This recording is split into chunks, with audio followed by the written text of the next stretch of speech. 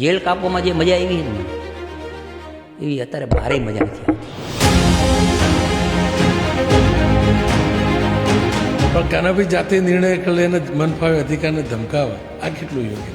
એ તો કેટલાય વિડિયા એ યોગ્ય શું કામ હોય? કોઈ કલેક્ટરને ખખડાયેલા ખરા તમે?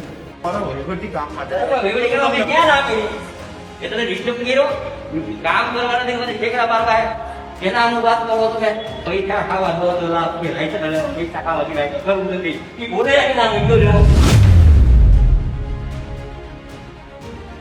મને કોઈએ કહ્યું લાકડી લઈને બી કલેક્ટરની પાછળ ભાગેલા. કોરોનામાં આવ્યા થોડો કડક થઈ કાનાભાઈ નામ કેવી રીતે પડ્યું કાંતિભાઈ? કાનાભાઈ નહીં, છોકરા કાનો કહીએ પહેલેથી કાનાભાઈ તોફાની માણા હતો એટલે કાનો જેતપરવાળો. તો પછી આવા તોફાનીના સમાજમાંથી પત્ની કેવી રીતે મળી? કે લગભગ મેં 18 જગ્યાએ જોવા થયું. તોફાની હિસાબે ના પડતા, પણ આજે અત્યારે મારે જોશના મળીને એને જીગર કરી. તમારા વિડીયો પણ આવેલા કે સીધો કૂદકો મારતા હોય, લોકોને કાઢતા હોય.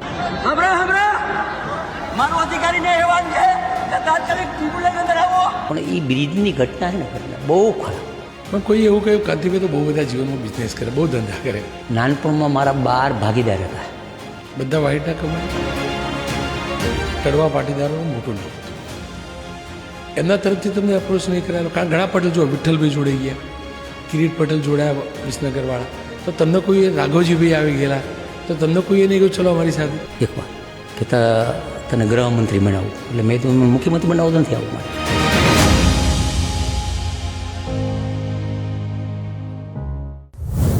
નમસ્કાર, ધી રોનક પટેલ શોમાં હું આપનું સ્વાગત કરું છું. આજે એક એવા વ્યક્તિ સાથે વાત કરવી છે જેને દબંગ નેતા તરીકે લોકો ઓળખે છે. એ એવા વ્યક્તિ છે જે માત્ર પડકાર ઝીલતા નથી પણ સામે ચાલીને પડકાર શોધે છે. જેમને કેટલાક લોકો કાંતિભાઈ અમૃતિયા કહે છે, કેટલાક કાંતિ અમૃતિયા કહે છે, તો કેટલાક કાનાભાઈ કહે છે. હું વાત કરું છું રાજ્ય સરકારના મંત્રી કાંતિભાઈ અમૃતિયાની. કાંતિભાઈ, આપનું સ્વાગત છે. 2025નું વર્ષ, એક તરફ 25-30 વર્ષની રાજનીતિ બાદ મંત્રી તરીકેના શપથ, બીજી તરફ કેન્સરના સમાચાર. એ ઘટનાક્રમ શું હતો? રોનકભાઈ, મારા માઇન્ડમાં એક પણ ટકાની મને વિચાર નથી આવતો કે મને કેન્સર છે. હું અત્યારે પણ બોમ્બે 3 દી સારવાર લઉં, 4 દી, 2 દી આરામ કરું, પછી કામ કરું. કારણ કે મક્કમ છું મનથી. કારણ કે માણસ મક્કમ હોય ને એટલે એ માણસ સમજી લેવાનું કે એને કોઈ રોગ નડતો નથી. પહેલાં તો તમારે સ્ટ્રોંગ થવું પડે. અમારા ડૉક્ટરે ગોહિલ સાહેબ છે, નંબર 1 છે, એને મને એમ કીધું 1 લાખે 1 જ માણસ આવો હોય. પહેલાં તો કીમો પૂરા લઈ ન શકે, લીધા હોય તો બીજા કીમા સુધી બહાર નીકળી ન શકે. પણ મને કોઈ અસર નથી. ભગવાનની મહેરબાની છે ને મારા મતદારોની આશીર્વાદ છે. તમને શપથ માટે પહેલાં બોલાવવામાં આવ્યા કે કેન્સર થયું પહેલાં આઈડિયા આવેલો? ના, કેન્સર મને શપથ પહેલાં અઠવાડિયા પહેલાં ખબર પડી. કેન્સરનો રિપોર્ટ આવ્યો તો હું પછી ચોટીલા હાલીને ગયા. 60 કિલોમાં આવેલો, 10 કિલોમીટરે રિપોર્ટ આવ્યો ને મારો પરિવાર રોયો કે તમે હવે આપણે બધા રિપોર્ટ કરાવવા જવાનું છે, તમે આ મેં પૂરું કરી લઈ 20 કિલોમીટર. એટલે હું 60 કિલોમીટર હાલ્યો. તમને આઈડિયા ક્યારે આવ્યો કે તમને કેન્સર છે? શું થયેલું? શું શપથ પહેલાં 2 મહિના થોડુંક મને ઉલટી ને એવું થતું, એટલે હું કસરત કરતો, યોગા. મને એમ થાય વજન ઘટે, એટલે 4 કિલો વજન ઘટ્યો. એટલે મેં તો કાંઈ આમનામ કરી. પછી મને એવું લાગ્યું કે હું પ્રવાસમાં હતો, સાંજે ડૉક્ટરને ફોન કર્યો, મેં આવું જ્યારે ગયેલું. એને કીધું બાયોસી કરી લઈ. અને બાયોસી કરી. એટલે મને કે આમાં 2 જગ્યાએ ચાંદા દેખાય. એટલે મેં તો કેન્સર ને રિપોર્ટ મોકલી દો ને, કાંઈ વાંધો નહીં. એટલે હું બીજે દી હવારે ચોટીલા હાલીને નીકળ્યો, 3 દી સુધી આવેલો. તમને ડર નહીં લાગ્યો? તમે કોઈ બાયોપ્સી કરીને તમે સામેથી કહ્યું કેન્સરનું નામ સાંભળી લોકો અડધા તો મરી જાય. પણ મને જીવનમાં કોઈથી ડર નથી લાગ્યો. 9મું ભણતો ને ત્યારથી સુધી મેં કોઈથી ડર જ નહીં. ડર જેવું અને મરવા જેવું એવું મને વિચાર જ નથી આવતું. અહીંયા મરવાનું હોય ને અમે પડવાનું, અહીંયા પહેલાં પડવું. કેમ કે તમે શપથ લઈ રહ્યા હતા અને મંત્રીમંડળમાં પહેલી વાર શપથ અપેક્ષિત હતું. તમે નરેન્દ્રભાઈને મળ્યા ત્યારથી ચર્ચા તો શરૂ થયેલી. કોઈ દી નથી, મેં કોઈ દી માંગણી નથી કરી. હું 95માં ચૂંટાણું એટલે આપણે અમારા સૌરાષ્ટ્રમાં કડવા પટેલના 5 આગેવાન હતા. રૂપાલા સાહેબ, મગનભાઈ કાસુંદર ઓફ થઈ ગયા, તમે એને મળ્યા ન હોય. બહુ સજ્જન માણસ હતા નવસારીના. પછી આવ્યા માનો મોહનભાઈ, મારાથી મોટા. પછી જયંતિભાઈ આવ્યા, સરબભાઈ આવ્યા. હવે 5 મારેથી મોટા હોય તો મારે માંગણી કરાય નહીં. એક દી પણ માંગણી કરી નથી. નરેન્દ્રભાઈ પાસે કે અમિતભાઈ પાસે ઘણીવાર ગયો, એક પણ વાર એમ નથી કીધું કે મને મંત્રી બનાવો. હવે તમારી અંગત વાતો પણ કરી લઉં. કાંતિભાઈ, મારે આખા જીવનની વાત સમજવી હતી. પપ્પા શું કરતા હતા, વતન કયું હતું, કેવી રીતે મોરબી સેટલ થયા, અને કાનાભાઈ નામ કેવી રીતે પડ્યું? અમારું મૂળ ગામ જેતપુર, અમૃતિયા, એટલે અમે અમૃતસરથી બધા લગભગ આવ્યો હોય. મારા દાદા ઝરિયામાં હતા, કોલસાની ખાણું હતી. 1942માં અહીંયાથી બધાને થઈ ગયા, એટલે જેતપુર અમે સેટલ થયા. મારા મોટા દાદાની બધા રહેતા ઝરિયાથી બધું મૂકીને આવ્યા, અને થોડાક રોકડા પૈસા હતા તો એ જમાનામાં 40,000 રૂપિયા એ આવી અને જમીન એને લીધી અને કોન્ટ્રાક્ટ ચાલુ કર્યા, અને કોન્ટ્રાક્ટનો ધંધો ચાલુ કર્યો. ખૂબ સારી રીતે મારા દાદા કડિયા હતા, આમ એન્જિનિયર જેવા હતા. કોઈનું મકાન હોય તો સલાહ લેવા જાય. એની બુદ્ધિ બહુ બાઓસ હતી, એટલે એને 20 વર્ષ એને કોન્ટ્રાક્ટનું કામ કર્યું. 25 વર્ષ મારા પપ્પાએ એને બધાએ કર્યું, મગનભાઈને અમારા બધાએ. અને પછી 95માં ધારાસભ્ય થયો. એટલે મને એવું લાગ્યું કે ધારાસભ્ય થયા પછી આપણે કોન્ટ્રાક્ટ ન રખાય, કારણ કે સરકારી કામ ન રખાય. ત્યારે એ જમાનામાં અમે બહુ પુષ્કળ પૈસા કમાતા, તો એ છતાં બંધ કરી દીધો. પણ નસીબ તો એવા હોય ને, 3 કોરી હતી અમારે. 3 કોરીને અમે મારા બધા કુટુંબના ભેગા થયા. મેં વાત કરી કે મેં આપણે આવડો મોટો આવડી ઉંમરે આપણે 28 વર્ષે ધારાસભ્ય થઈ અને આવી ઇમેજ મળી, મતદારોએ આવી ઇમેજ આપી, તો આપણે ક્લીન રહેવું જોઈએ. અને આપણે ક્યાં જરૂર રહે જમીને જાગી રહે. તો બધા સમજ થયા. એમાં 3 કોરી હતી, અને જેમ તે તેજડીમાં બિલ આવતા, રોકડા બેંકમાં ન આપતા, સરકાર લખી હતી તેજડીમાં. હવે તો અમે 3 વર્ષ સુધી એની કપચી ભેગી કરી, અને 2001માં ભૂકંપ આવ્યો. અને ભૂકંપમાં એ કપચી જે વેચાણી, એ જે 200 રૂપિયા ભાવ હતા એના બદલે 450 વેચાણી. એટલે મેં અમારા પરિવારને કીધું આપણે 50 રૂપિયા સસ્તી રાખો, એટલે માણસને ફાયદો થાય ને આપણે ઘણો આમાં મળે. 100 રૂપિયાની ઉત્પાદન છે. ત્યાં તો મને એમ કે રોયલ્ટી ત્યાં 6 રૂપિયા હતી, તો 100ના 300 400 મળે તો ઉતારો. પછી અઠવાડિયા પછી મારા બધા કુટુંબમાં આવ્યા કે આ બધું આટલા બધા પૈસા કમાઈ નાખવા કે જમીન લેવા માંડો. તો અમે 7 વર્ષ જમીન જ લીધી, બીજું કાંઈ ન કર્યું. કપચી આવી કે માલ. મને કોઈ એવું કે તમારા બહુ બધા ધંધા હતા, વ્યાજ વટાવનો ધંધો તો બાપ દાદાનો? ના, મારા ધંધા નહોતા. મારા દાદા છે ને એ જેતપુરમાં કોઈ સગા સંબંધીને પૈસા દેતા, કોઈ એવું વ્યાજ નહીં, 0.5% વ્યાજે, બેંકના વ્યાજે દેતા. એ વ્યાજ વટાનો ધંધો કરતા. પણ મારા બાપુ ઓફ થઈ ગયા ને પછી બધોય મારા પાસે વ્યવહાર આવ્યો ને, એટલે 17 વર્ષ મારો વ્યવહાર આવ્યો. એટલે મેં બધાને બોલાવીને બધાનું પૈસા પાછા હોના આપી દે, તમને જે મરજી પડે પૈસા દેજો, ને કાંઈ નહીં. બધાને ખેતર પૈસા બધું પાછું આપી દીધું. કેટલી રકમ એ વખતે તમે આર્થિક એ જમાનામાં કેટલી આપી છે? કે એટલે 75 વીઘા જમીન, બીજી અમારા પાસે 300 વીઘા તો હતી ઘરની જમીન, 150-200 તોલો હોનું. ત્યાં હોનાના ભાવ તો કેટલા 500 રૂપિયા હતા, અને પૈસો ત્યાં કિંમતી હતો, અને આપી દીધું. કાંતિભાઈ પહેલેથી તોફાની હતા? હા, પહેલેથી જરાય મચક નહીં, ક્યાંય આપ્યું નથી મારા જીવનમાં. અત્યાર સુધીમાં ક્યાંય મેં ખોલ આપી નથી, માફી માગી નથી. એ પહેલેથી. સ્કૂલમાં ભણતા એટલે સ્કૂલમાં તમને નવાઈ લાગશે, સ્કૂલમાં મેં એક અઘારા સાહેબ હતા આચાર્ય, એટલે હું ભણતો 8મામાં. એટલે મારો તોફાનની બહુ સ્વભાવ હતો. તોફાન તેમાં હતું કે બસમાં બેવું હોય તો અમે લુકા થતો બેહવાનો થઈએ. પછી જેતપુર મારે હાઈસ્કૂલ હતી, આજુબાજુમાંથી દહીણા ઉપર ને ઠેલીમાં લાવે ને દરવારું, ચક્કી અમારા ગામમાં હતી. એટલે એ દહીણા એવા સીધા છોકરાને સીધી છોકરીઓ પાડે. હું આગળ જઈને નદી પાસે જેનું નામ હોય ત્યાં ઠેલી ઉપર નામ લખતા. જોઈ લો આ ઠેલી આની નથી ને, એ તોડીને ઢોલ નાખતો. પહેલેથી તોફાની તો હતો જ. ભણ્યા કેટલા સુધી? હું ભણ્યો કીધું નહીં, હું 10મામાં ફેલ થયો હતો. પછી કુદરતી મને આફત આવી, અને નીતિ નિયમથી આફત આવી. તો મને એમ લાગ્યું ભગવાન આપણા ભેગો જ છે ને. મેં સાબરમતી જેલમાં ભણવાનું 10ની પરીક્ષા આપી, 11માની આપી, 12માની આપી, BAનું ફોર્મ ભર્યું ત્યાં છૂટી ગયું. જેલકાળની વાત કરીએ પહેલાં, ફરી એકવાર પેલા મુદ્દાઓ પર. કાનાભાઈ નામ કેવી રીતે પડ્યું કાંતિભાઈનું? બસ કાનાભાઈ નહીં, છોકરા કાનો કહીએ, પહેલેથી કાનાભાઈ. એટલે તોફાની માણા હતો, એટલે એમ કાનો જેતપુરવાળો એવું કહેતા. તો પછી આવા તોફાનીના સમાજમાંથી પત્ની કેવી રીતે મળી? કોઈ દીકરી કેવી રીતે આપી? એ તમે બહુ સાચો મુદ્દો કીધો, નવાઈ લાગશે તમને કે લગભગ મેં 15-18 જગ્યાએ જોવા જઈએ. બધા મારા ઓળખીતા હોય, દબદબો રાજા છે એવું મારું મકાન મોટું, એ જમાનામાં બાથરૂમ સંડાસ, બંગલો જેવો, અડધા વીઘામાં બંગલો. પણ તોફાની હિસાબે ના પડતા. પણ આજે અત્યારે મારે જોશના મળી નહીં, મારો ભાઈબંધ હતા, અને એના માસી જેતપુર હતા મારા કુટુંબમાં, અને એને જીગર કરી એને આવેલું તો એમને પૂછેલું ને કે આટલા બધા તમને રિજેક્ટ કર્યા તો એ જમાનામાં તો કે છોકરી તમને અંધારામાં રાખેલા એમ? એ જમાનામાં છોકરીને પૂછતા જ નહીં ને કોઈથી. આપણે હવે છેલ્લા 10 વર્ષથી આવ્યું, 10 વર્ષ 15 વર્ષ પહેલાં તો ક્યાં કોઈ મા બાપ પૂછતા જ નહીં. મા બાપને સારું લાગી અહીંયા છોકરી હતી. પણ તમને કશું થતું નહીં જો તમે કોઈ જીવનમાં કોઈ દિવસ હાર નતા માનતા, હા, ગમે તેવી વિપરીત સંજોગો, કેન્સરમાં પણ તમે હારની માતા વિપરીત સંજોગો લડો. એ વખતે 17-18 વખત તમે રિજેક્ટ થયા તો તમને એ વખતે એમ નહોતું લાગતું મને બધા કેમ રિજેક્ટ કરે? ના, પણ અત્યારે હું ભાષણ કરું છું ને, નબળા છોકરાને દેતા નહીં, તોફાની માણસ તમને કામ આવશે. કરવું ભાષણ, મારો દાખલો દઉં જાહેરમાં, બધું મારું ખુલ્લ કિતાબો સ્ટેજ ઉપર બોલતો હોય માણા હોય ને. રાજનીતિમાં કેવી રીતે આવ્યા? રાજનીતિમાં મારા મામા અમુભાઈ અઘારા, એ અમે બધા સંઘના સેમ છો. એ 95માં આમ તો 80માં જનસંઘમાં લડ્યા હતા, 79માં જિલ્લા પંચાયતમાં સભ્ય થયા જેતપુરથી. પછી 85માં એ ધારાસભ્ય થયા. એટલે અમે એના હારે જાતો ને કરતો ને એ રાજકારણમાં મને લાવ્યા. પહેલી વાર તમને ટિકિટ મળી એ અપેક્ષિત હતી કે કેવી રીતે મળેલી? ના, ટિકિટ તો મને 90માં મળવાની હતી, પણ 90માં પાર્ટીએ નક્કી કર્યું બાપભાઈ જસુભાઈને અહીંયા લડાવવા, કારણ હોનારતમાં એને સારું કામ કર્યું હતું. અને એ બાપભાઈ જસુભાઈ અહીંયા મોરબી 1 મહિનો રોકાણ હતા. એ પણ મારા બંગલામાં, અત્યારે એ મોરબીમાં હું રહું ને, અહીંયા મારા બંગલામાં HK ખાન આખી કેબિનેટ અહીંયા આખી સરકાર અહીંયા ચાલુ કરી હતી. અહીંયા પાણી નહોતું આવ્યું.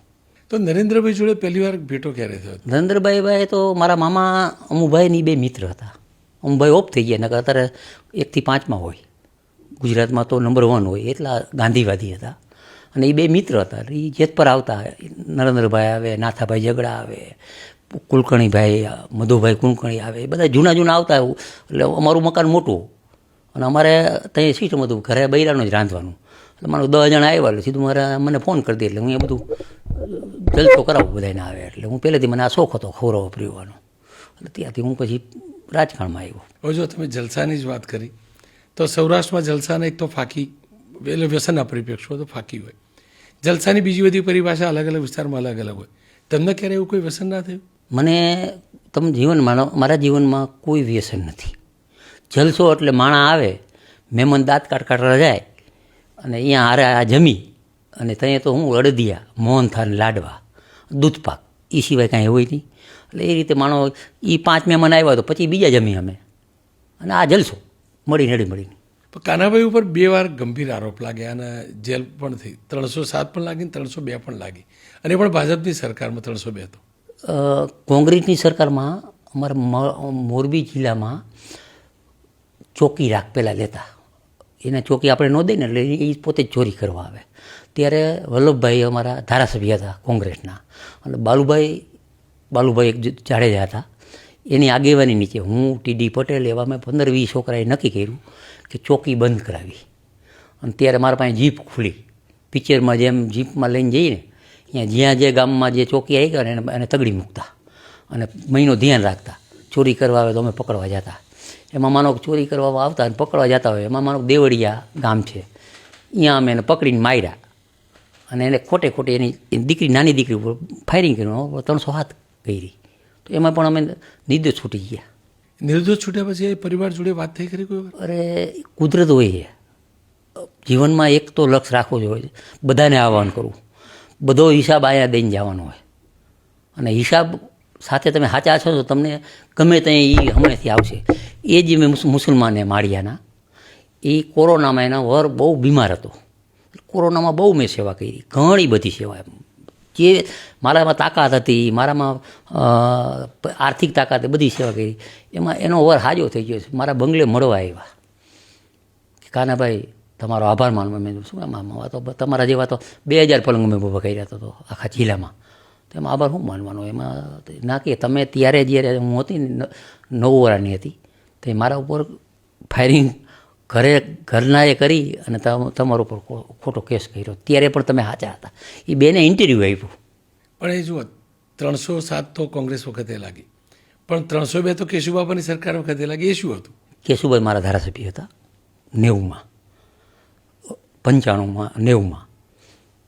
કેશુભાઈ સાથે હું પાર્ટીનો પ્રમુખ હતો. વલ્લભભાઈ 85માં ધારાસભ્ય હતા, કેશુભાઈ 90માં મારા. ત્યારે શિવલાલભાઈ વેકરિયા અમારા નેતા હતા, સંસદ સભ્ય. ગોવિંદભાઈ પટેલ માજી મંત્રી પ્રમુખ હતા. ત્યારે બજાર સમિતિની જમીન 82 વીઘા હતી. એમાં 10 વીઘા છૂટી કરી. એટલે મેં પાર્ટીના પ્રમુખ તરીકે આંદોલન કરાવ્યું અને આંદોલનમાં હાજર રહ્યા કેશુભાઈ, શિવલાલભાઈ, બધાય પાર્ટીના પ્રમુખ. અને એ 10 વીઘા છૂટી કરી. એ જ જમીન હું ધારાસભ્ય થયો 97માં કેશુભાઈના ભરતને લેવાની થઈ, લઈ લીધી. એને એક અમારા હરેશભાઈ જૈન લોકોએ અને ગોંડલનો એક ભાઈ ભરતભાઈ છે, એ બધાએ થઈને જમીન લઈ લીધી. એટલે મને સમજાવવા આવ્યા, મારા હારે મિટિંગ કરી, બધું કર્યું, તમને બહાર વહી જાઓ, તમને મંત્રી બનાવું, આ જમીન જવા દો. જમીન અત્યારે એ લગભગ 2000 કરોડની છે. એટલે મેં કીધું, એકવાર હું બોલ્યો, કોંગ્રેસે જ્યારે સંમેલન કર્યું હતું, કોંગ્રેસની સભામાં હું એકલો જ હતો અને આ જમીન જાય તો મારા બાપમાં ફેરો, એ હું કોંગ્રેસની સભામાં કોંગ્રેસના આગેવાનો સ્ટેજ ઉપર જઈને બોલ્યો. તો મેં તો આ જમીન તો જશે એમ, તમારે જે કરવું એ કરો. એ જમીનમાં મેં આંદોલન કર્યું. કલેક્ટર કબજો નહોતા આપતા, ત્રિવેદી કલેક્ટર હતા અને કાલે જ મને હજી ભેગા થયા ત્રિવેદી. મેં તમારો આભાર, મેં સ્ટોપર બંધ કરી દીધી, તને બહાર નહીં નીકળે તો અહીંથી જઈશ નહીં, જમીનનો કબજો. એને કેશુભાઈને ફોન કર્યો, કેશુભાઈ કે જલ્દી દઈ દો, એ કોઈનું નહીં માને. એટલે જમીનનો કબજો આપ્યો. પછી એનો દાવ લીધો મારા ઉપર. પણ એ કેસમાં છૂટ્યા કેવી રીતે તમે? કુદરતી કોઈ એવો આધાર જ નહોતો. 120B એટલે હું કોઈને કરવું તો મિટિંગ કરવી પડે, મળવું પડે, કોઈ આધાર નહીં. ખોટે ખોટા 450 પેજ પાનાનું મારા ઉપર 120 મને સજા કરવા પડી. કુદરતી જેટલા ખોટાનું સ્ટેટમેન્ટ લીધું હતું ને દબાવીને, બધાય કોર્ટમાં 450 માણા સાચી વાત કરી. એક પણ માણા એમ નથી કીધું કાનાભાઈ, કારણ કે મેં એમના ગંગારામભાઈ મિટિંગ નથી કરી, કાંઈ બેઠો નથી, કારણ કે હું પહેલેથી તો વિરોધી ખોટા કામનો, તો એના હું ક્યાં દઉં. પણ કાંતિભાઈ, એ જમાનામાં જેલમાં જો, અને હું જાણું સમજું ત્યાં સુધી આપણા પરિવારમાં ઘેર પોલીસ આવે ને તો પણ સમાજમાં બદનામી થતી, અઘરું પડતું સમાજ. તમને તકલીફ નહીં પડેલી વખતે? જેલનો સમય કેવો રહેલો? બહુ જરાય તકલીફ નહીં. જેલમાં 2 બાબત હોય જવાની. એક તો નિર્દોષ માણસને તમે લૂંટો, નિર્દોષ માણસને મારો, પૈસા પડાવો. બાકી પ્રજા માટે જેલમાં જાઓ, પ્રજા માટે જેલમાં જાઓ તો કોઈ પ્રજા તમને ગાંઠના હાર પહેરાવે. મારા વાંહે એ જમાનામાં 1.5 લાખ માણા ભેગા, હું છૂટ્યો ને 1.5 લાખ માણા ભેગા થયા.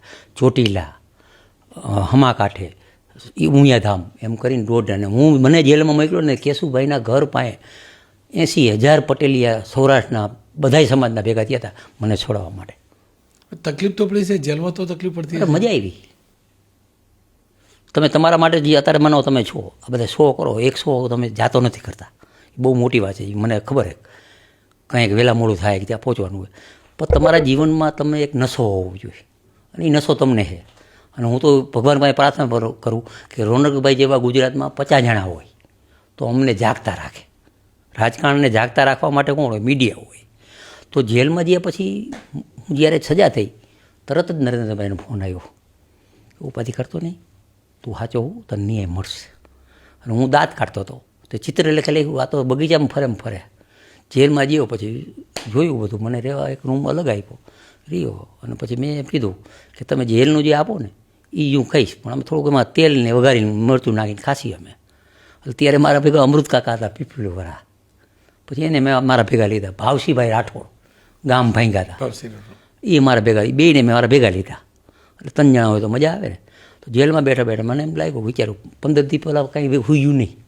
15 દી પછી વિચાર આવ્યો કે હવે હું રોજ 2 કલાક કસરત કરું, 3 કલાક પોસ્ટકાર્ડ લખું.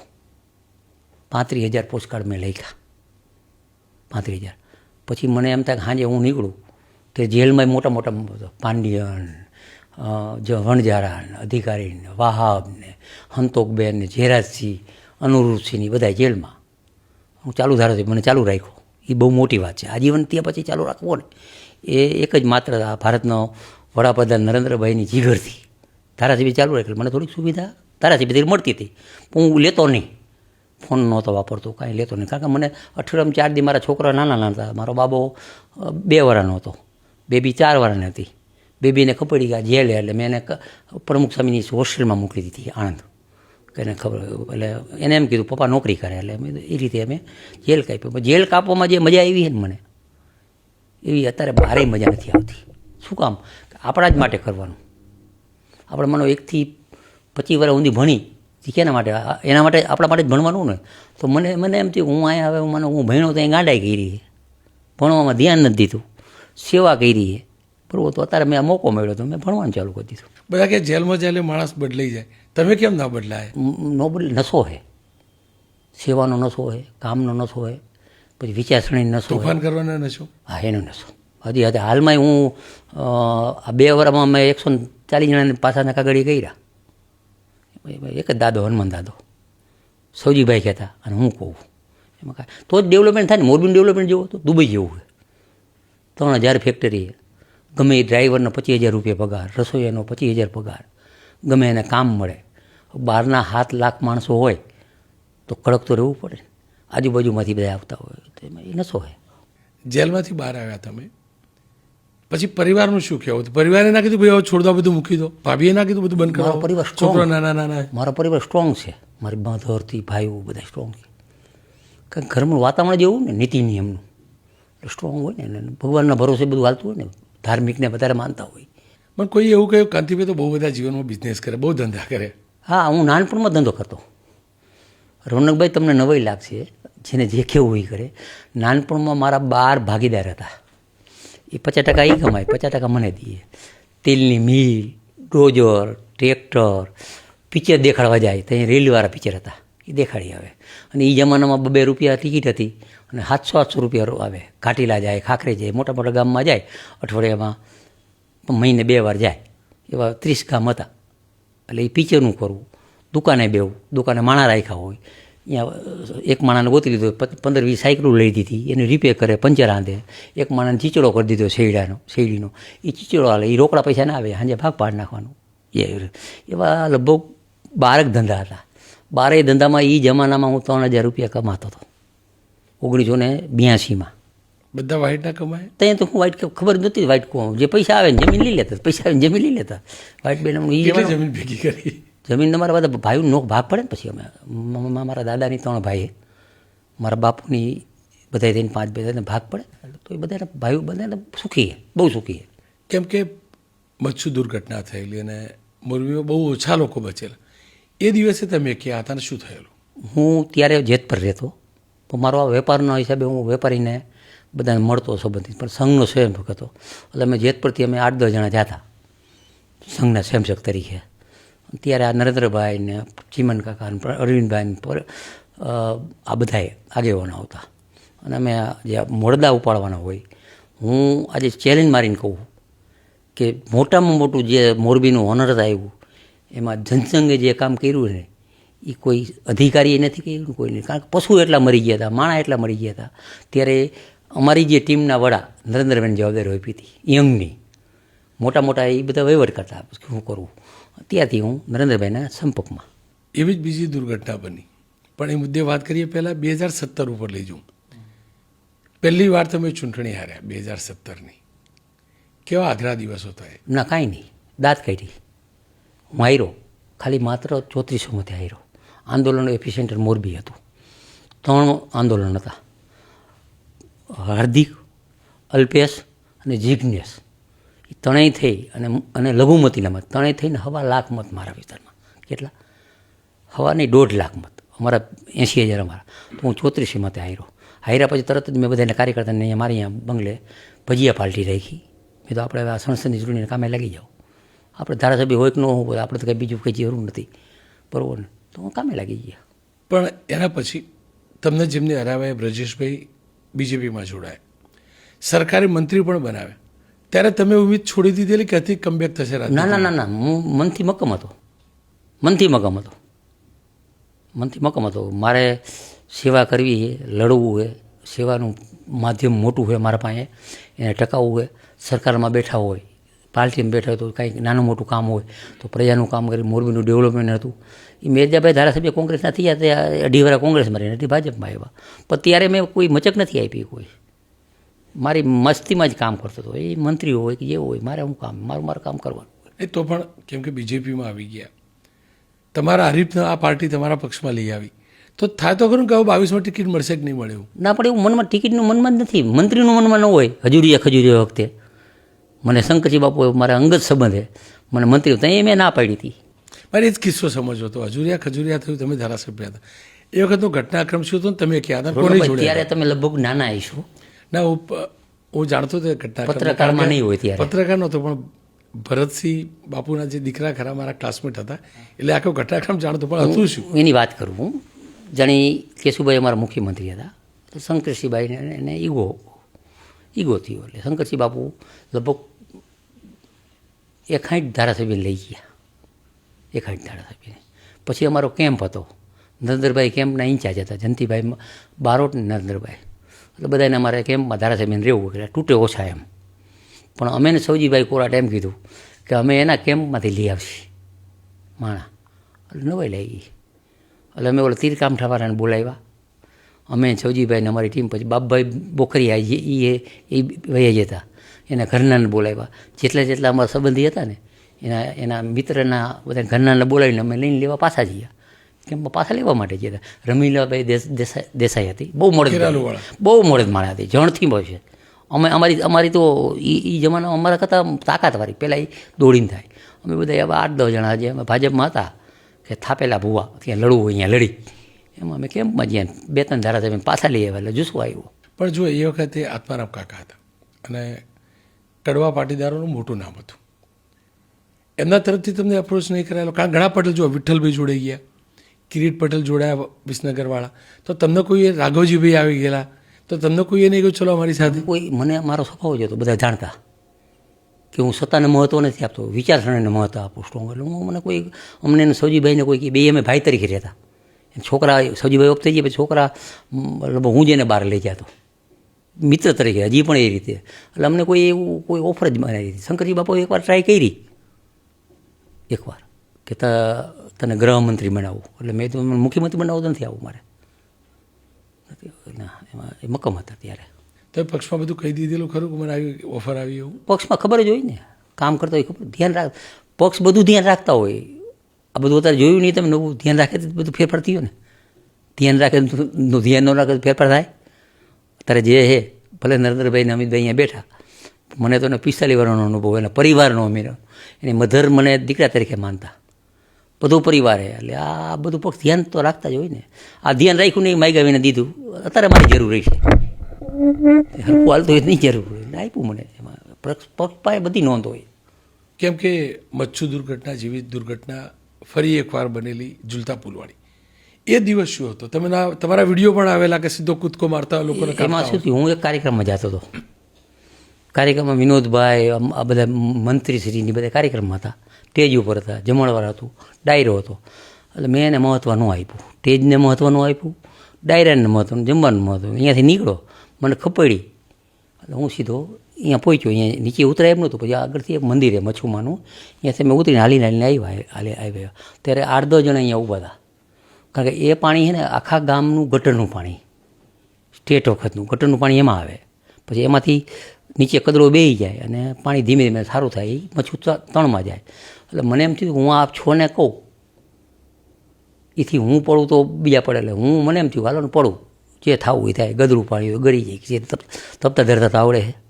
ત્યારે મેં અંદર વિડીયો મૂક્યો કલેક્ટરને ડીએસપીને. કલેક્ટરને કીધું તમે દવાખાને રહ્યો, ડીએસપીની તો અહીંયા રહ્યો, અહીંયા વ્યવસ્થા કરો, અને જેટલા માણસ હોય હોળીવાળા આવડતું હોય એ બધા આવી જાઓ.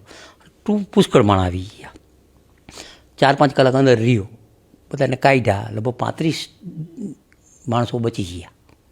એને કાઢીને આપણે જેત પર આપણે કેમ ગામડામાં તળાવમાં નાતા હોય ને કોઈ ડૂબી ગયું હોય, ઊંધો કરીને પાણી કાઢી આમ, એ રીતે મેં કીધું કે આ રીતે પાણી કાઢવા માંડો. એટલે બધાને હુરાવી દીધા. બધાને જેમ આવે હુરાવીને પાણી કાઢીને હોસ્પિટલ. એમાં લગભગ 135 જણા બચી ગયા.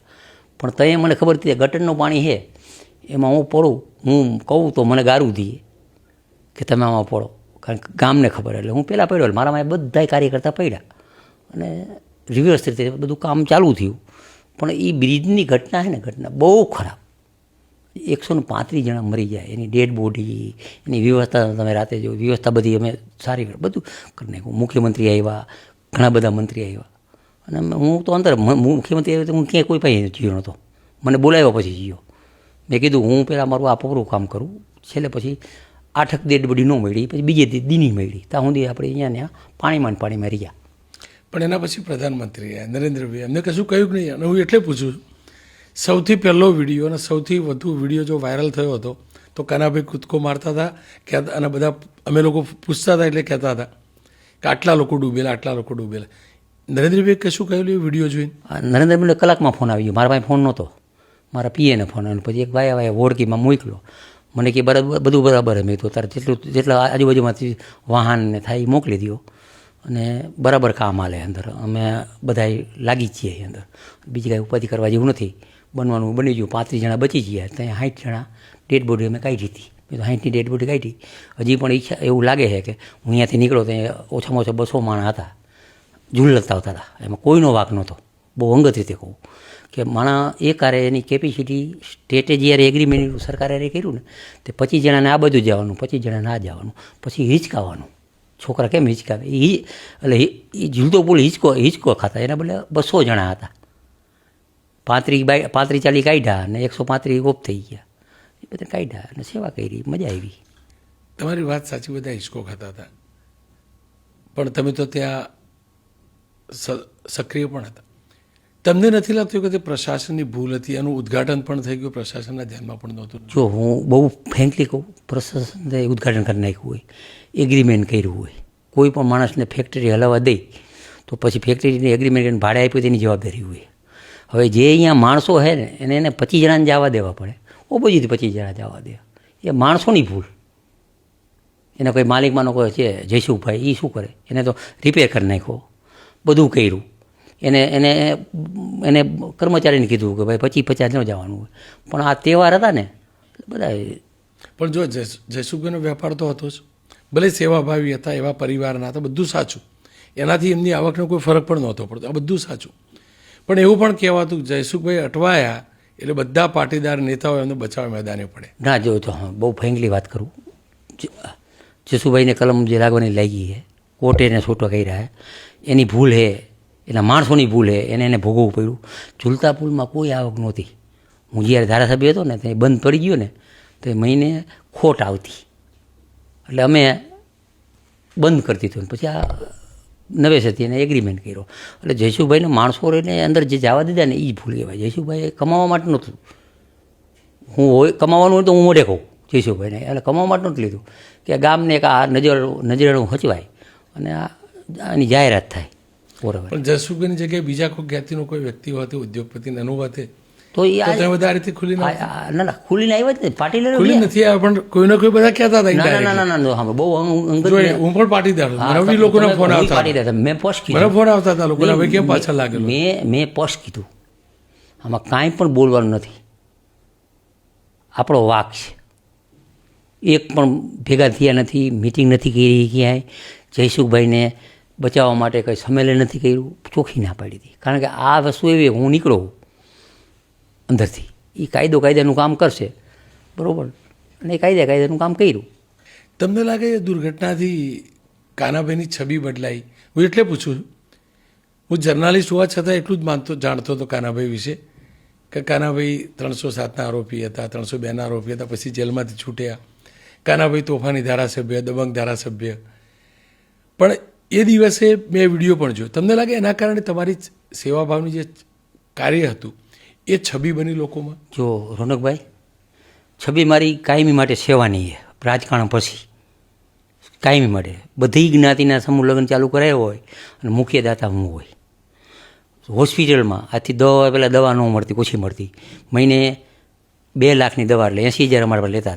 દવાનો ભાવ તો સમજો 30% ભાવ હોય ને 100% લે. દવા હું મફત દેતો. ટિફિન જે સરકારી આપે જમવાનું, પેલી ગુજરાતમાં સિવિલ હોસ્પિટલમાં ટિફિન દર્દીને દેવા જવાના, દર્દી લેવા ન આવે. એ સેવાભાવી પહેલેથી હું સેવાભાવી માણસ હતો. એટલે સેવાની છબી મારી છે. એક તોફાનની છબી મારી છે. તોફાનની છબી પણ પ્રજા માટે, મારા માટે નહીં. મારા માટે કોઈ દી મેં એવું નથી કર્યું. આ તો મારે તમને કહેવાય નહીં કે હારા માણસમાં મારા ધંધાના કેટલા પૈસા છે તો હું નથી બોલ્યો. છબી છે મારી. શેની છે? ગુંડાગીરી કરે એમાં લડવાની અને સેવાની અને પાર્ટીને વફાદારી. સેવાવાળી જ વાત કરી લઈએ. ગૌ સેવા સાથે તમે જોડાયેલા છો, મેં જાણ્યું પાછળથી.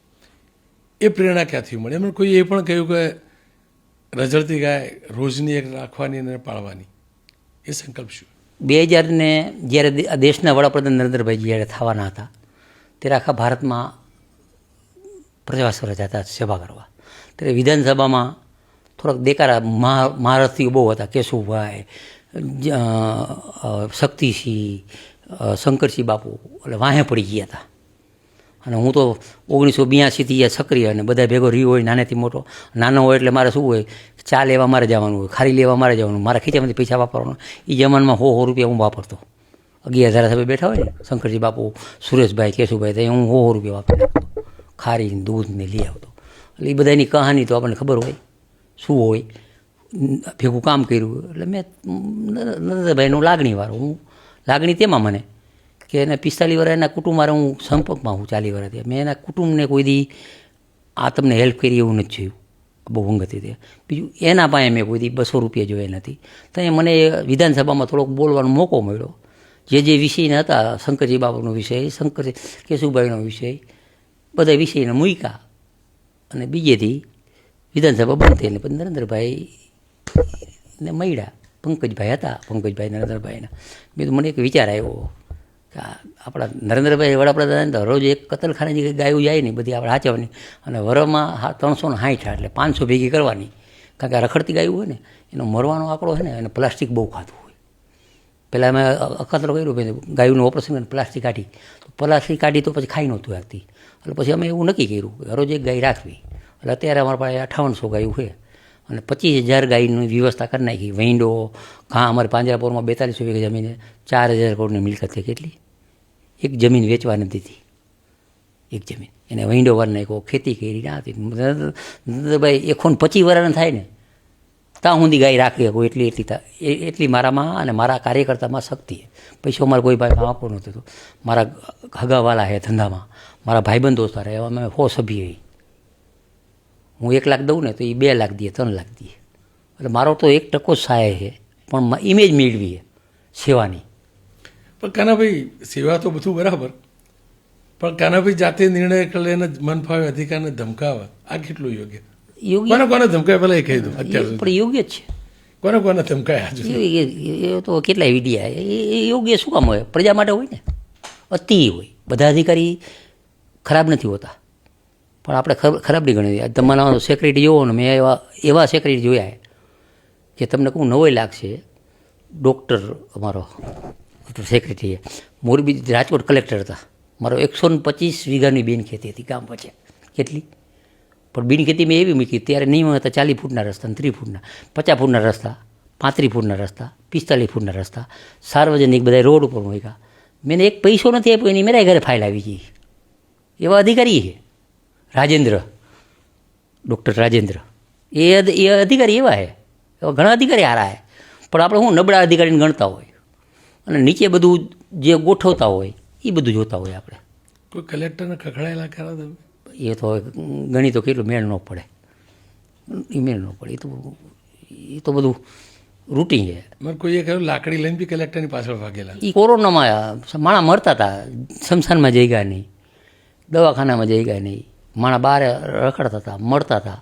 તો જિલ્લા પંચાયતનું એક આખું ભવન તૈયાર થયું હતું. એટલે મેં કીધું અમને અહીંયા એક સેન્ટર કરવા દો, અમારે નોખા ન કરવા. એક હારે જિલ્લા પંચાયત આખું મકાન હતું, એમાં 1000 માણસનું આપણે બેડ ઊભા કરી દઈએ. તો એને મને ના પાડી કે અમારી જવાબદારી થાય આમાં માણસ મરે. એટલે મેં જવાબદારી છે ને તમારા, અમે તો લખીને આપીને અમને તમે આપી દો. એમાં ના પાડી. અંજીસન વેચતા હતા નેતા, એ બધું હતું. આવું બધું હાલતું હતું, માણસ મરતા હતા. હું રહી ન આવ્યો, એમાં થોડો કડક થયો. વિજયભાઈ મુખ્યમંત્રી, બીજેથી વિજયભાઈ મને બોલાવ્યો, આવ્યા મોરબી, બોલે વાત કરી. મેં તો અમારો પ્રશ્ન હતો. વિજયભાઈ એમાં સમજતી. વિજયભાઈ સ્ટ્રોંગ માણસ હતા, બરોબર સાચું કર્યું કે. પણ તમે વિજયભાઈ કીધું લાકડી લઈને કલેક્ટરની પાછળ દોડે તો કીધું એમને ખબર? તો મીડિયા અને સોશિયલ અત્યારે તો આવી ગયું ને બધું. એ મેં કીધું ને, મેં દોડાવ્યો ખરો. ગુનો દાખલ થતો ને જનસેવકની પાછળ? ગુનો કરે તો શું વાંધો કરે ને, એનો હક છે. કોઈ પણ એફઆર ફાડવાનો હક હોય બધાને અધિકારી, એમાં ના ન પાડવાની. ફાડે તો જામીન પર છૂટાઈ જાય, છૂટી થઈ જાય. અચ્છા, બીજું એક ખાસ જાણવું હતું. જો સૌરાષ્ટ્રની રાજનીતિમાં વલ્લભભાઈ પટેલની હત્યાની બહુ ચર્ચા છે. એક્ઝેક્ટલી ઘટનાક્રમ શું હતો? તમે તો એ વખતે તાલુકા પ્રમુખ હતા. હું સૌરાષ્ટ્રની રાજકારણમાં 3 વાતને હું જાણી. ભીમજીભાઈ કાલાવાડના ધારાસભ્ય એ મળ્યા ત્યારે હું તાલુકા પંચાયતનો વિરોધ નેતા હતો. પોપટભાઈ પણ એવા બાહોશ હતા. બાહોશ એટલે મળદ માણા હતા. હું એના પાસે કાંઈ ન કહેવાય. એની પણ ખૂન થયું, ભીમજીભાઈનું ખૂન થયું, વલ્લભભાઈનું ખૂન થયું. એટલે આ ખૂન કોંગ્રેસની સરકારમાં આગળ મજબૂત માણા હોય ને એના ખૂન કરાવતા. આ કોંગ્રેસનું આ કામ હતું. તમને અંદાજ આવેલો કોઈ નેતાને તમે ચેતવ્યા હતા એવું પણ કોઈએ કહ્યું? હા, હું બરોબર અમારા વલ્લભભાઈ અમારા ધારાસભ્ય 90માં અને ટંકાર પડદીના કેશુભાઈ ધારાસભ્ય હતા. ત્યારે વલ્લભભાઈ અમારા બહુ લાગણીવાળા, અને મને 307માં બહુ હેલ્પ કરી એમને. તો અમારી ધરપકડ નથી થવા દીધી, એને પૂરું કરીને બધું એટલે મને એવું લાગ્યું, મને આ બધું વાતાવરણ હાલતું હતું ને બધું, એટલે મને બધા એકબીજાનો ને એટલે મને એમ થયું હતું. બધા જયંતિભાઈ જીલોડ હતા અમારા અહીંયા મોટા ઉદ્યોગપતિ, એ વલ્લભભાઈના ચાહક હતો, હું ચાહક હતો. માણસ સાચા અને નિષ્ઠાવાન હતા. તો અમે એને આગલી દી રાતે ગયા. મેરજાભાઈ એના પીએ હતા. મેરજાભાઈ આમ બહાર નીકળે, તમે ક્યાં નીકળવાનું? વલ્લભભાઈ બેવાનું. એ કે શું કામ? મેં અહીંયા કાલ પ્રોગ્રામ રદ કરવાનો, વલ્લભભાઈને અહીંયા પ્લાનિંગ ગોઠવું હોય એવું મેં વલ્લભભાઈને મોઢે જઈને રાતે આગલે દી રાતે કીધું હતું. તમને લાગે છે કે સૌરાષ્ટ્ર સહિત ગુજરાતમાં જે કડવા અને લેવા પાટીદારની રાજનીતિ છે, અને એ હકીકત છે, કોઈ માનક ના માને, બીજેપી કોંગ્રેસ કડવા અને લેવાના ઇક્વેશનો ગોઠવે છે, એ સમાજ માટે ઘાતક છે? જો હું તમને વાત કરું, 95ના અમે ચૂંટાણા ને એટલે 97માં આપણે સંમેલન રાખ્યું હતું. પહેલાં આપણે મહેસાણા અને સૌરાષ્ટ્રના પટેલનું રાખ્યું હતું. એટલે બધા મોટા મોટા હતા, તો હું નાનો ધારાસભ્ય, એટલે બધાને મારું નામ નહોતું બોલવાનું, એટલે બધા ભાષણ કરતા હતા. એટલે પછી મેં ઊભો થઈને બોલ્યો કે અમે અત્યારે 95માં અમારે મોરબીમાં પાણી, સૌરાષ્ટ્રમાં પાણી નથી. સૌની યોજનાએ પણ આર્થિક રીતે મોડા, તમે મહેસાણાવાળા પૈસાવાળા હો એટલે 50,000 દઈને અમારી અહીંયાથી છોકરી લઈ જાઓ. પહેલાં છે ને વ્યવહાર આપણે કરો, મહેસાણા અને સૌરાષ્ટ્રનો, બધા રાજી થયા. પછી સૌરાષ્ટ્રના અને જીયાના, કચ્છના કડવાને લેવાને કોઈ વિવાદ નથી, પણ એવા 5% માણસો એવા હોય કે એને વિવાદ ઊભો કરવો જોઈએ, એને કાંઈક તો કામ જોઈએ ને, એ વિવાદ કરે. બાકી ઉપર લેવલે વિવાદ શું હોય? હવના મંદિરનું કામ કરવું, હવનું સેવાનું કામ કરવું, હવની હાલમાં સરદાર અમે બધા અમે દાતા નથી. કોણ એમાં? પણ જો રાજનીતિ માટે માત્ર પાટીદાર નહીં, તમામ રાજકીય પક્ષો જે સમાજમાં ભાગ પાડે છે, એ કેટલું ઘાતક? પણ તમારા પક્ષની વાત નહીં કરતો, બધાની. મને તો એવું નથી લાગતું. જે જીવનમાં એક નક્કી કરવાનું કે સમાજને, તમે બધું સાચું નહીં બોલતા લાગતું. ના, સાચું બોલું. સમાજને ભાગલા કરે ને, ભાગલા, એ કોઈ દી બીજી વાર ધારાસભ્ય ન થાય. આ બહુ અંગત રીતે બધાય સમાજને, રાજકારણમાં બધાય સમાજને સાથે રાખવો પડે. સમાજની વાત આવે તો સમાજ માટે આપણે કામ કરવાનું હોય, સમાજને શિક્ષણ કરવાનું હોય, સમાજને દાન કરવાનું હોય, ત્યાં એ બધું કરવાનું. પણ કડવા લેવા જેવું કાંઈ લાંબુ હોય નહીં. 5-10%, રોનકભાઈ ખરેખર હકીકત કહું, ખોટું ને સાચું બોલતો, 5-10% માણસો એવા છે કે એને કંઈ કામ જ નથી, અને એને ક્યાંય સ્ટેન્ડ મળતું નથી. સ્ટેન્ડ મળ્યું હોય તો એને ગણતા નથી, તો પછી એ શું કરે? જેમના કારણે તમે જો સતત જીતાતા ચૂંટણી, સતત જીત્યા, કાનાભાઈ ક્યારે હાર્યા નહીં, પણ 2017 હાર્યા આંદોલનના કારણે. જેમના કારણે તમે ચૂંટણી હાર્યા એ આંદોલનના નેતા એક હાર્દિક પટેલ, ઓબીસી આંદોલન ઠાકોર સેનાના અલ્પેશ ઠાકોર, એ બંને પાછા તમારી જોડે આવી ગયા તમારા પક્ષમાં. એટલે મેં તમને શું કીધું કે આ બધાને કંઈ સમાજ માટે ન હોય, સમાજની વાત ન હોય, સમાજ એને રોટલા શેકવાના હોય, સમાજમાં કાંઈ મોટું થવું હોય. આવો કાલ હવે રાજકારણમાં એ નજરે જોયું જ ને તમે, રાજકારણમાં તણાઈ આવી ગયા ને. જિજ્ઞેશ એ આંદોલનમાં હિસાબે જીતો ને. જિજ્ઞેશ તો જે પાર્ટીમાં રહ્યો ને, પાર્ટીમાં રહ્યો, પણ જીતો મૂળ આંદોલન જ જીતો. આ બહુ અંગત હતી. એટલે બધા સમાજમાં જે આગેવાનો હોય ને, એ આગેવાનમાં 90% આગેવાન એવા હોય કે બધા સમાજને સાથે રાખીને કામ કરતા હોય. 90%. 10% એવા હોય, નાના મોટા હોદ્દા હોય કે આને હું પાડી દઉં, 5 વાર થયો તો હું સમાજમાં કાંઈ ભાગલા પાડીને પાડી દેવાના, એ વ્યક્તિને પાડવાના ભાગલા પાડતા હોય. પણ જે લોકો તમને હારવાનું નિમિત્ત પણ બન્યા એ જ તમારા પક્ષમાં, હું હાર્દિકની ચોખ્ખી વાત કરી લો, હાર્દિક, અલ્પેશ, આ બધા એ તમને મળે તો દિલથી કહેજો, ઉષ્મા સાથે મળો ખરા, કા રંજ રહે કામના. જો એક વસ્તુ કહું, સમાજને નુકસાની કરી હોય આપણે ગમતો ન હોય માણા, સમાજને જે નુકસાન કરતા હોય, પ્રજાને નુકસાન હોય, ગમતો ન હોય, એ સ્વભાવ હોય. પણ એક વસ્તુ તો ક્લિયર છે, જ્યારે મારું આંદોલન થયું ને ત્યારે લગભગ 18 જગ્યાએ હરગાવ્યા હતા. પોલીસની ગાડી મેં એક પણ ફાયરિંગ થવા નથી દીધું. કલેક્ટર હારે બેહીને એને છેલ્લે એમ કીધું અમારે છૂટ દેવી જ પડે. મેં ના, નહીં, હું ભલે ચૂંટણી લડું. એ આંદોલન એક પણ થવા નથી દીધું.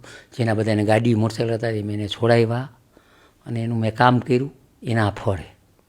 આ પેલું ગોપાલ ઇટાલિયાવાળો જે ખેલ હતો આખો, તમને લાગે બિનજરૂરી કાંડ થઈ ગયો આખો તમારા તરફથી નાના બંને એમાં હું તરફથી? ઘણી વાર કંઈક હાથામણા કડે ચડી જાય ને કડે, અને બહુ એ પાછો ઉપાડો બહુ લીધું ને, બોલ કરે, આ માણા બધા ભાજપવાળા ખરાબ, બધા ખરાબ. એટલે મને એમ થાય કે આને થોડોક જવાબ દઉં. એમાં એવું થયું, મોરબીમાં કોંગ્રેસ, આમ આદમી પાર્ટી અને 2-5 અમારા હોય ભેગા થઈ અને ખાડાના ફોટા પાડે, ખાડા બુરાવા જાય ને એવું બધું કરે. એમાં એમ કીધું કે હવે અહીંયા ગોપાલવારી કરવી છે. એટલે મને ખાટકો ચડી ગયો, ગોપાલવારી કરવી ને. મેં તો એની વિસાવદરને બીજી વાર ધારાસભ્ય ન થાય ને એ હું કરીશ, ગમે એવો ઠેકડા મારે એ અમે કરશી. કારણ કે રાજકારણમાં છે ને ગમે ત્યાં હરોજ તમારે બધાને ખરાબ કરવા, બધાને બધાય ખરાબ હોય. મને કીધું તમે અત્યારે માનો છો, તમે બોલો તમારા પત્રકારમાં બધાય ખરાબ છે, બધા હોય 5% હોય એની નોંધ ન લેવાની, 95% નોંધ લેવાની હોય ને. એમ રાજકારણમાં એ બધા સારા જ હોય છે, પણ બધાને ખરાબ દેવો. માનો કે હર્ષભાઈ હે 8 ચોપડી ભણ્યો, ભલે પણ આવડત તો છે ને. કાંતિભાઈ, જો એજ્યુકેશનની જ વાત કરી તો હર્ષ સંઘવીના એજ્યુકેશન ઉપર બહુ બધા સવાલ ઉઠ્યા અને ઉઠતા પણ રહ્યા. તમે પણ કહ્યું કે તમે જાજુ ભણી ના શકે, જેલમાં ભણવાનો પ્રયાસ કર્યો, પછી બહાર નીકળી ગયા, શિક્ષણ છૂટી ગયું. એમને આપણે વાતો તો કરીએ છીએ કે જો આ શિક્ષિત ઉમેદવાર લઈ આવ્યા, શિક્ષિત ઉમેદવાર લઈ આવ્યા, તો આ મુદ્દામાં દમ તો છે, શિક્ષણ તો જરૂરી છે એવું તમને લાગે? જો 2 વસ્તુ એ રણુભાઈ, ખેસુભાઈ 4 ચોપડી ભણેલા હતા મુખ્યમંત્રી. કોઈ પણ આઈએસ થયો હોય, બૂટ પહેરે ને મજા ન પહેરે તો એ આઈએસ ન કહે. પહેલાં ગણતર જ હોય, ભણતર કરતાં ગણતર મહત્ત્વનું હોય મારા જીવનમાં. ભણતર રહે ને, ભણતર બહુ જાજો ભણેલો હોય ને એ રાજકારણમાં એ ઘણું બધું વિચારે. અને રાજકારણમાં વિચારવાનું, નિર્ણય લેવાનો તરત. અને ઓછું ભણેલા હોય ને એ 1 કલાકમાં નિર્ણય લઈ લે કે આ કરવાનું હોય, કરવાનું હોય. અને સરકાર કેને કહેવાય કે નેવાના પાણી મોભે ચડાવે એ સરકાર કહેવાય. બાકી રૂટિન તો હાલતું જ હોય કામ. હવે માનો કે એની કેલિબર છે ને કામ ગૃહમંત્રી તરીકે સારું કર્યું હોય, બીજું બધું કામ કર્યું હોય તો પાર્ટી એની નોંધ લીધી હોય, જેમ મારી લીધી એમ નોંધ લીધી હોય. પણ બધાય ખરાબ હે ને એ વાતનો મને રંજ છે કે આને બોલવું ન જોઈએ. બધાય ખરાબ તો સારું કોણ? એક જ એટલે એ વિષય ઉપર મને ખાટકો હતો ને એટલે એના આમાં એટલો પડ્યો. પણ કાંતિભાઈ, તમને આપીને શું આપ્યું? શ્રમ આપ્યું, આખું જીવન તમે શ્રમ કર્યો પાર્ટી માટે, મળ્યો શ્રમનો રોજગાર. જો મને શ્રમ રોજગાર, કૌશલ્ય વિકાસ, રોનકભાઈ મારા જીવનમાં મને જે ખાતું આપ્યું ને એમ બહુ મોટું કામ થાય, એમ બહુ મોટું કામ થાય, બહુ મોટું. એટલે તમને કહું, અમે હરખી રીતે કોળજીભાઈ એમ બેઠા. મેં તો કોળજીભાઈ આપણે એવો ઝંડો ઉપાડવો હોય કે આપણા ગુજરાતના 1 લાખ માણા વરે છે ને આઈટીઆઈમાં ભણતો હોય ને. અત્યાર સુધીમાં અમે સર્વે કર્યું, આઈટીઆઈમાં 1% પણ ફોરેન કોર્સ કર્યા પછી ફોન નથી થયા. તો અમે અત્યારે સર્વે કરી ક્યાં આમાં કેને એજન્સી આપવી, અહીંયા ભણાવે આઈટીઆઈમાં, અમે એને માની આપશી. જેમ કે આપણે શિક્ષણમાં આપ્યું આવે કે સરકારી સ્કૂલમાં, પારિવારિક સંસ્થાની સ્કૂલમાં. તો અમારી ઈચ્છા એવી એક 10 ચોપડી ફેલ થઈ હોય ને એને એક પ્લમ્બરનો કેસ. આ સિરામિક ટાઇલ છે અમારે 15 રૂપિયા મળે, ચોડવાના 20 રૂપિયા પાય. હમણાં જ એક મારો મિત્ર અમેરિકા આવ્યો હતો, મેં નીચે મારા બંગલામાં બાથરૂમ કે આ બાથરૂમની ટાઇલ ચોડવી હોય ને તો 1 લાખ રૂપિયા થાય અને આપણે 8,000માં થઈ જાય. કેટલા? એટલે અમે એવું વિચાર્યું કે જેટલી આઈટીઆઈ છે ને એમાં આવા કોર્સ 10 અભણ છે ને એને કોર્સ કરવા, 2-3 એજન્સી રાખવી, એને ખાતરી આપે, અમારા એગ્રીમેન્ટ કરે, એને ફોરેન મોકલે અને ફોરેન 3 મહિના પગાર આવ્યા પછી એ છોકરાને જે ખર્ચ થાય ટિકિટનું એ એને દેવાનું. અને 1 લાખ રૂપિયા છોકરો વધારે દઈએ. પણ એ 3 લાખ રૂપિયા જઈને કામે ચડે ને એવા અમે ગોતી, એવા અમે 2-3 જણાને ગોઈતા હે. એવા એમાં ગોતીને 10 જણા ગોતવાના. બીજું જે આઈટીઆઈ છે સમગ્ર ગુજરાતમાં આઈટીઆઈ છે, રૂટિન છે. જ્યાં મને અંકલેશ્વર જઈ તો એને શું કોર્સની જરૂર છે, જામનગર જઈ તો શું જરૂર છે, રાજકોટ જઈ તો શું જરૂર છે, આજે મોરબી જઈ તો સિરામિકમાં શું જરૂર છે, કચ્છમાં જઈ શું જરૂર. એટલે આવું બધું કરશે ને જે માણસને 15,000 પગાર મળતો હશે ને એને ગુજરાતમાં 30,000 પગાર મળશે. અને જે માણસને ફોરેન જવું છે ને એને 2.5-3 લાખ રૂપિયા મળશે. અને એ કાયદેસર વિઝા સાથે કાયદેસર સરકાર, અમે હજી મનસુખભાઈ માંડવીયા ઉપર એના પાસે મંજૂરી લઈને કાયદેસર આપણે ગુજરાત નહીં, આપણા ગુજરાત દ્વારા ભારતનું કામ થાય ને એવું આપણે કરવું હોય. કાંતિભાઈ, બધા એવું કે અધિકારી રાજ ચાલે છે, મંત્રીઓને બહુ અનુભવ નથી એટલે અધિકારીઓનું શાસન ચાલે. એમાં બહુ વસ્તુ એક ફ્રેન્કલી કહું કે અધિકારી જ્યારે પહેલી મિટિંગ હોય તમે એને હરખી રીતે એને વ્યવસ્થિત રીતે વાતચીત કરો અને સમજો કે મારે કામ જોઈએ, મારે રિઝલ્ટ જોઈએ, બરાબર. તો એમાં સારા અધિકારી કામ કરતા મેં જોયું. અમે લગભગ 5 મિટિંગ લીધી, બરાબર. અમે જોયું અધિકારીને કરવું તો પડે, પણ ન કરવાવાળા હોય ને એને સાઈડમાં બેહાડી દેવા પડે. કેટલાય ખરું ને. તમે કહ્યું સરખી રીતે મારી રીત જાણવી હતી વાત કરવાની. વાત કરવાની સિસ્ટમ હોય. એવું મંત્રી બન્યો લાકડીવાળી?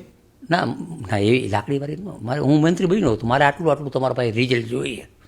એમાં શું જરૂર છે સરકારની કયો, અને મને 15 દીમાં રિઝલ્ટ આપો. હવે માનો કે જે આપણે હોઈપું 100% એને 80% લાવે એટલે આપણે રાજી થવાનું. એટલે આવી સિસ્ટમ થાય. કાંતિભાઈ, જો રાજનીતિમાં ના હોત તો શેમાં હોત?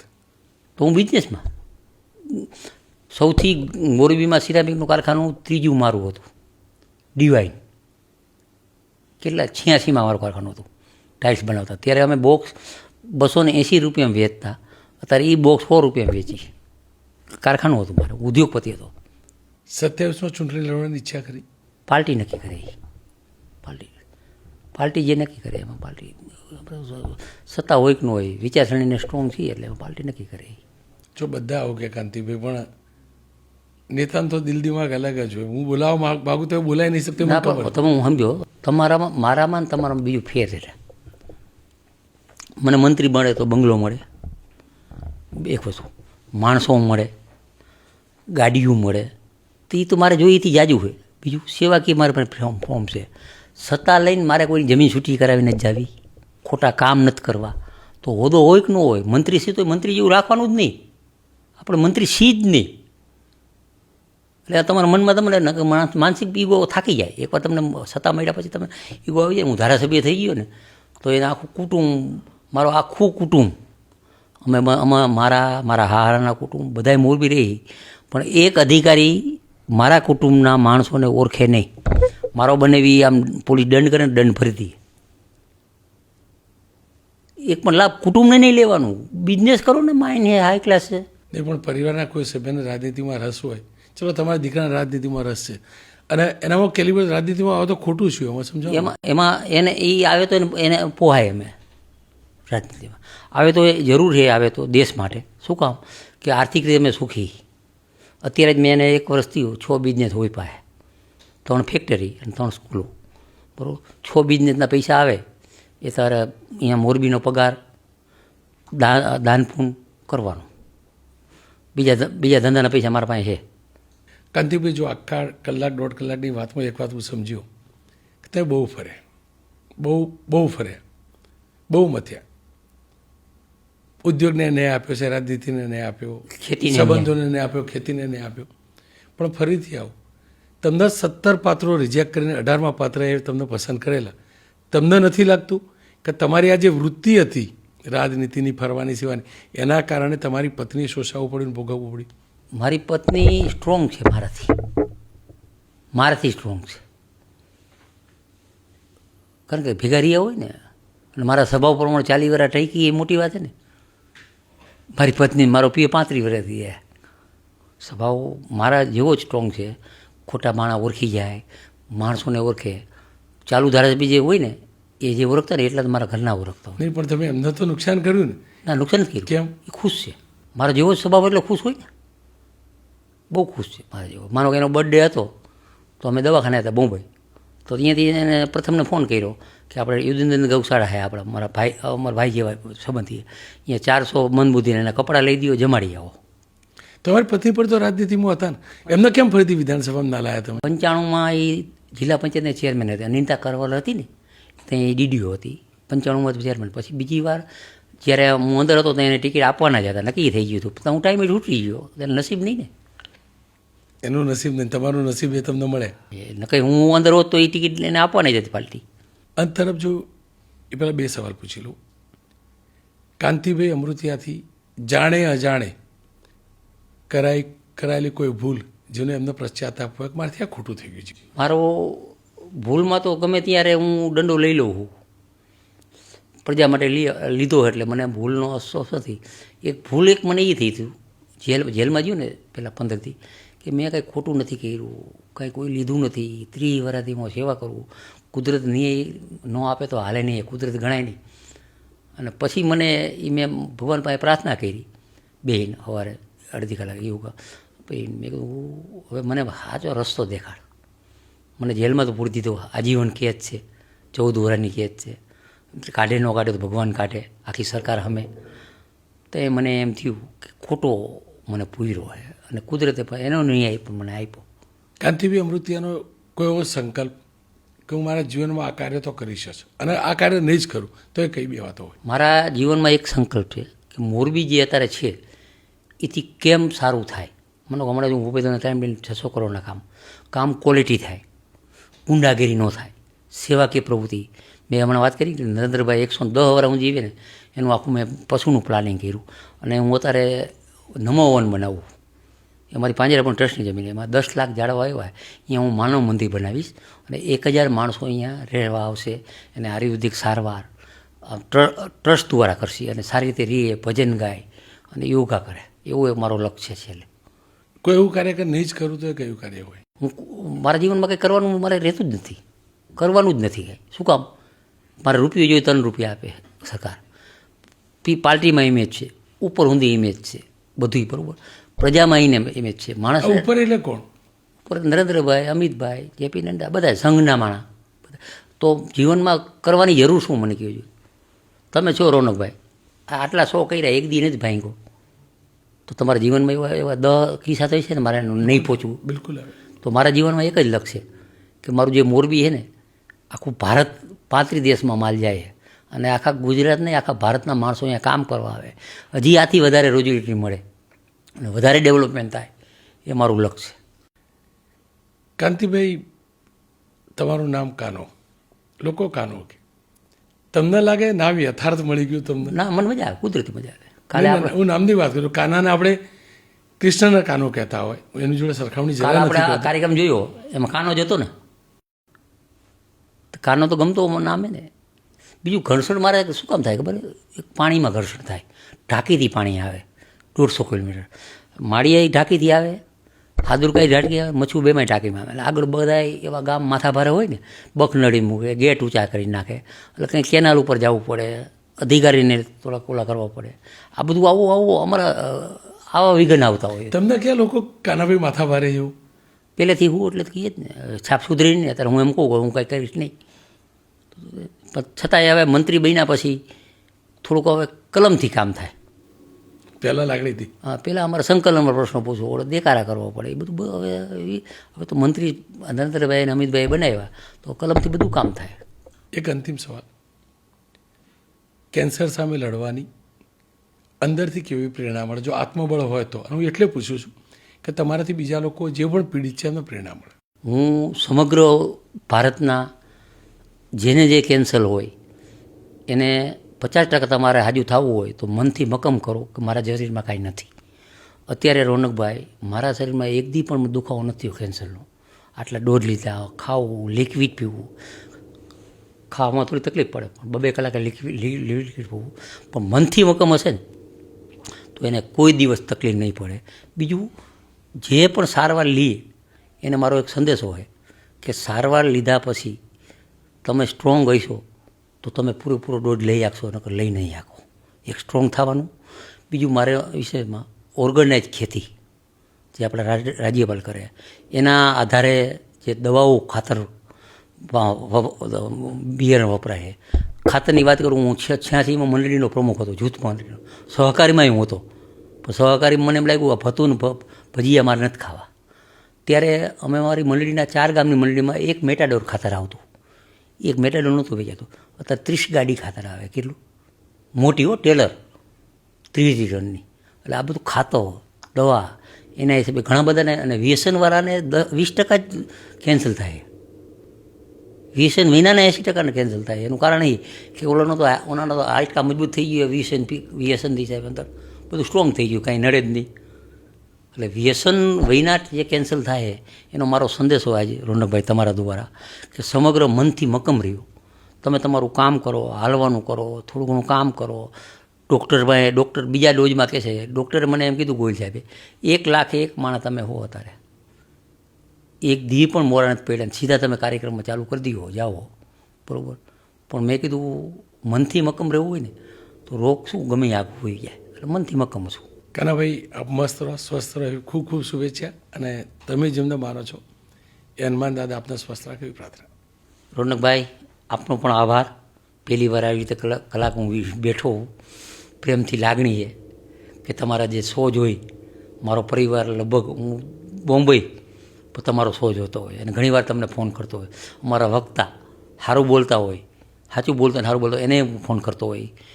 તમે માનો કે એક આરએબીના સેક્રેટરીનો ફોન કર્યો, મેં તરત સેક્રેટરીને ફોન કર્યો કે તમારા હાટું અમારે ગારું ખાવાની, તમે જે બોલો છો ને એમાં જે મારા સરકારના મુદ્દા હોય ને એ હું એને તરત અધિકારીને ફોન કરું. તો આવી રીતે સમગ્ર ધારાસભ્ય જાગૃત રહેશે તો રોનકભાઈ બોલે એનું કામનું રિઝલ્ટ આવશે. ખૂબ આભાર. Thank you.